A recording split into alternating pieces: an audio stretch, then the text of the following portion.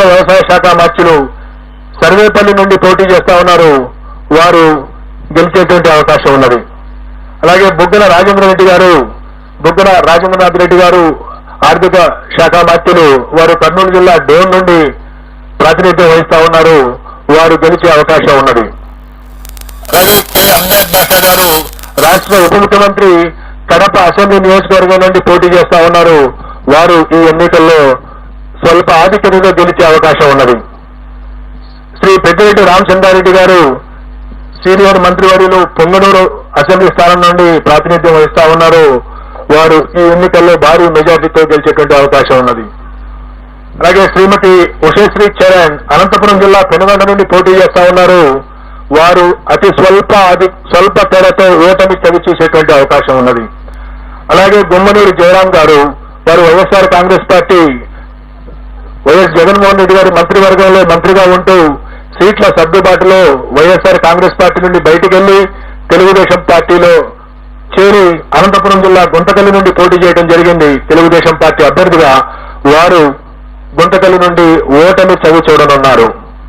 అలాగే శ్రీమతి ఆర్కే రోజా ప్రముఖ సినీ నటి అండ్ మంత్రివర్యురాలు, వారు చిత్తూరు జిల్లా నగరి నియోజకవర్గం నుండి ఓటమి చవి చూడబోతా ఉన్నారు.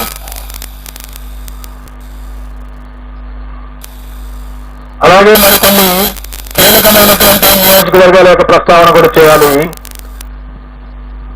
అచ్చెన్నాయుడు గారు తెలుగుదేశం పార్టీ యొక్క రాష్ట్ర అధ్యక్షులు, ఆంధ్రప్రదేశ్ అధ్యక్షులు, వారు టెక్కలి నియోజకవర్గం నుండి స్వల్ప ఆధిక్యతతో విజయం సాధించబోతా ఉన్నారు. అలాగే వల్లభనేని వంశీ గత 2 సంవత్సరాలుగా కొన్ని వివాదాల కారణంగా ప్రముఖంగా వార్తల్లో వ్యక్తిన వ్యక్తి గన్నవరం నుండి శాసనసభ్యుడిగా ప్రాతినిధ్యం వహిస్తా ఉన్నారు. ఈసారి కూడా వల్లభనేని వంశీ గన్నవరం నుండి గెలుపొందనున్నారు. అలాగే తమ్మినేని సీతారాం గారు ఆముదాల వలస నుండి ప్రాతినిధ్యం వహిస్తా ఉన్నారు. వారు ఆంధ్రప్రదేశ్ శాసనసభ స్పీకర్ గా ఉన్నారు. వారు కొద్ది ఓట్ల తేడాతో ఓటమి చవి చూసేటువంటి అవకాశం ఉన్నది. అలాగే రఘురామకృష్ణరాజు గారు, కనుమూరి రఘురామకృష్ణరాజు గారు ప్రస్తుతం నర్సాపురం నుండి ఎంపీగా ఉంటూ ఇటీవల తెలుగుదేశం పార్టీలో చేరి ఉండి నుండి శాసనసభకు పోటీ చేయడం జరిగింది. వారు ఉండి నుండి గెలుపొందబోతా ఉన్నారు. అలాగే బూడి ముత్యాల నాయుడు గారు, వారు ప్రస్తుతం ఆంధ్రప్రదేశ్ ఉప ముఖ్యమంత్రిగా ఉన్నారు. వారు అనకాపల్లి నుండి, గతంలో వారు మాడుగుల నుండి శాసనసభ్యులుగా ఉన్నారు. ఈ ఎన్నికల్లో అనకాపల్లి నుండి పార్లమెంటు సభ్యులుగా పోటీ చేస్తున్నారు.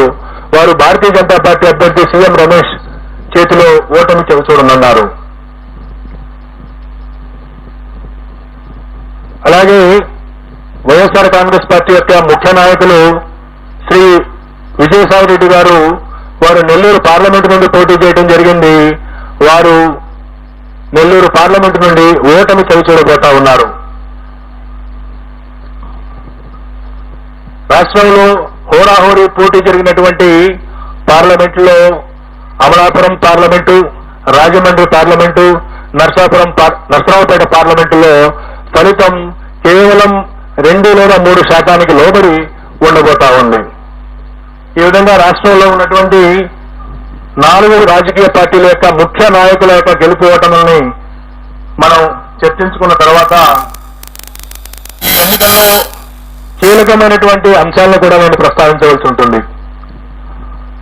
తెలుగుదేశం పార్టీ గత 5 సంవత్సరాల నుండి ప్రతిపక్షంలో ఉన్న కారణంగా గత ఎన్నికల్లో 2019 శాసనసభ ఎన్నికల్లో చరిత్రలో ఎప్పుడు లేని విధంగా 10 శాతానికి మించినటువంటి ఓట్ల తేడాతో ఓడినటువంటి కారణంగా పొత్తు తప్పదు అని తెలుసుకున్నటువంటి పార్టీ నాయకత్వం జనసేన పార్టీని పొత్తులోకి ఆహ్వానించడం, ఆ తర్వాత కూడా గెలుపుకు కేవలం జనసేన మాత్రమే కాదు, మరొక బలమైనటువంటి రాజకీయ పక్షం యొక్క అవసరం ఉన్నదని తెలుసుకుని భారతీయ జనతా పార్టీతో కూడా చివరి వరకు పొత్తు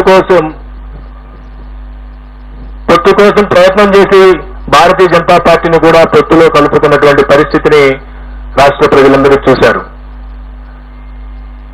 ఒకవైపు ఈ రాష్ట్ర ముఖ్యమంత్రి వైఎస్ఆర్ కాంగ్రెస్ పార్టీ అధ్యక్షుడు వైఎస్ జగన్మోహన్ రెడ్డి